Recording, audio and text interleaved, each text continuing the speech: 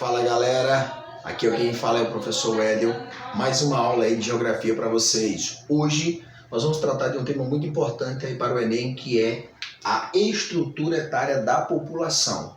Conhecer um pouco mais sobre esse tema, entender as dinâmicas que envolvem essa relação desses elementos, e nós vamos começar a partir do estudo sobre a estrutura da população por faixa de idade. Ou seja, a população em si é dividida em três classes: jovens, adultos e idosos. Jovens de 0 até 19 anos.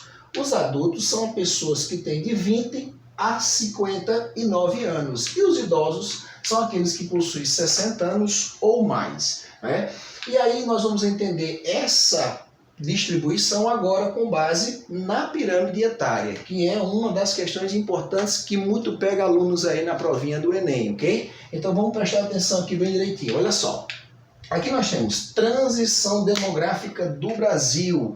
Transição demográfica, professor, o que significa transição, né? E o que significa demográfica? Porque muitas vezes pode acontecer de algum aluno ainda ter algumas dificuldades sobre alguns conceitos. Então, transição nós temos aí uma referência de mudanças. Demográfica nós temos população. Então nós vamos ter o quê? Uma mudança na configuração da população ao longo do tempo, de acordo com a idade, de acordo também com o sexo. Então vamos analisar aqui a pirâmide etária. Eu sempre costumo dizer o seguinte para meus alunos: sempre observem a pirâmide etária com base em três estruturas. Vimos que a distribuição da população em jovens, 0 a 19, adultos de 20 a 59 e idosos 60 anos ou mais. Observando a pirâmide etária, eu tenho todos esses dados aqui distribuídos. Então, de 0 a 19 anos eu vou ter esses dois quadrantezinhos aqui, ó, que representa a parcela da população jovem desse país. Aqui ao lado nós temos o sexo feminino, do outro nós vamos ter o sexo masculino. E aqui embaixo é a quantidade em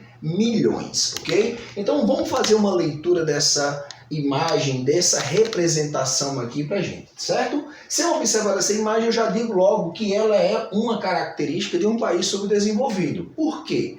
Geralmente os países subdesenvolvidos têm bases largas. Isso representa elevadas taxas de natalidade e também fecundidade.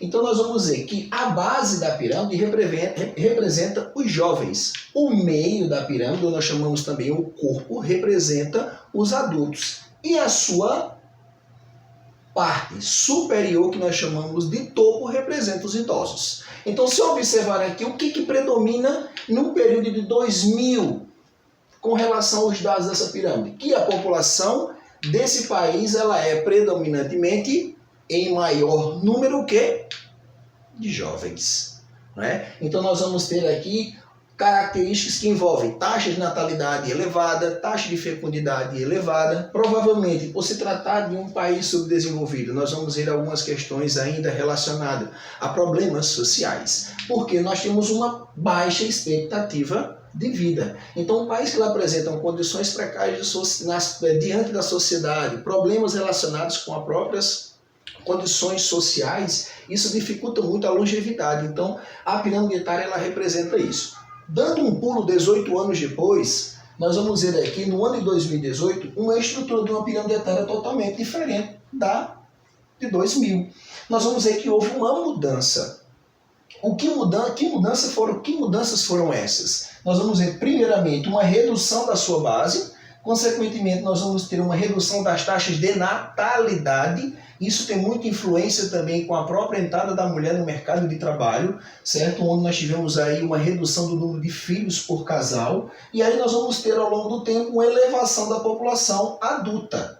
E isso trouxe também um lado positivo com relação à população idosa, porque nós tivemos um aumento da expectativa de vida, tomando como relação a pirâmide de 2000.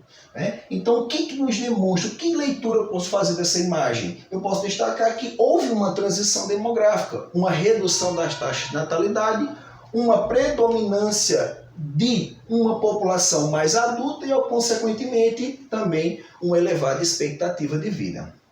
Se tratando da expectativa de vida, eu quero também trazer para vocês um ponto importante de reflexão.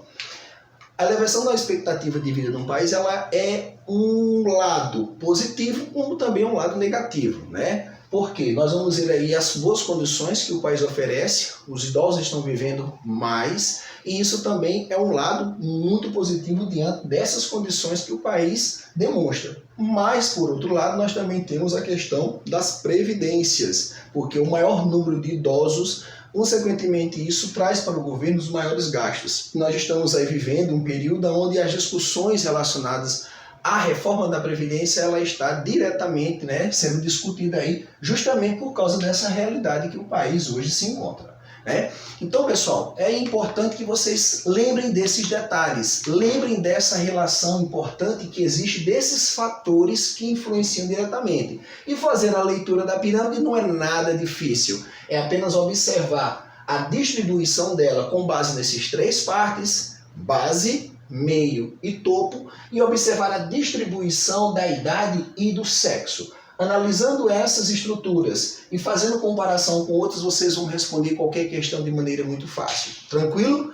Qualquer coisa, vocês reforcem os conceitos demográficos, taxa de natalidade, taxa de mortalidade, expectativa de vida, crescimento demográfico, essa transição em si, esses elementos que complementam esse estudo, vai fazer uma diferença muito grande quando vocês se depararem com uma questão dentro dessa perspectiva. Beleza? Então, fica aí esse vídeo aí para vocês aí para aprender um pouco mais sobre a estrutura etária da população. Até a próxima!